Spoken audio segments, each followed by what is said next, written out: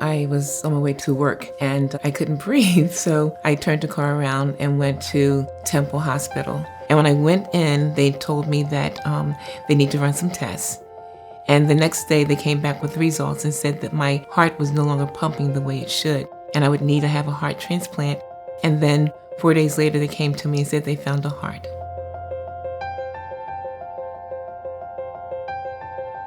We met Theresa when she was having symptoms of heart failure, and she was advanced, meaning that medications were not working anymore. So she needed advanced therapies like a heart transplant or a heart pump. And we evaluated her for a transplant and got her on the transplant list. When I woke up, one of the nurses had come in and she said, "Theresa, did anyone let you listen to your heartbeat?" And I said, "No." She said, "Would you like to hear it?" And I said, "Yes." And she took out the stethoscope. She put it in my ears and she placed it to my heart. And I just started crying. I just started crying, overjoyed and overwhelmed because I could hear this heartbeat. Be the beat, you know. I said sometimes I do play with my grandson, I go, and that's the beat. And that's what I want to let everyone know. I have the beat, and not just for me, but for my family. And because of the American Heart Association, the beat will continue. And I want others to know that American Heart Association is here for them. And people don't understand or don't realize what you go through until it happens to you. You don't know this, but when it happens to you, you have somebody you can turn to, the American Heart Association.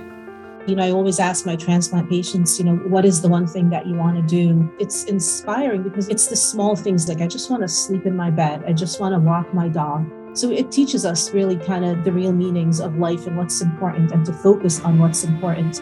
I cook, I go visit my family. I get to get out and enjoy life.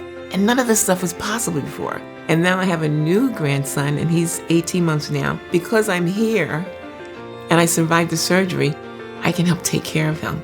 And that's what's the most important thing to me is my family. If they fall or if they, get depressed or kind of have one of those hurdles along the line, just reminding them that they have the obligation to this donor and the family to live and make every beat count. You know what? I'm taught, why not me? Why not me? And so I figured that if it happened to me, it's not about me. It's about the person I'm going to help next.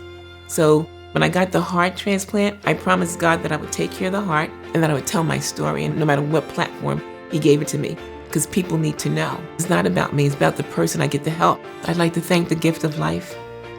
I'd like to thank the American Heart Association, my doctors, my heart transplant family. I thank you, and I want to most of all thank God for giving me this opportunity to tell my story.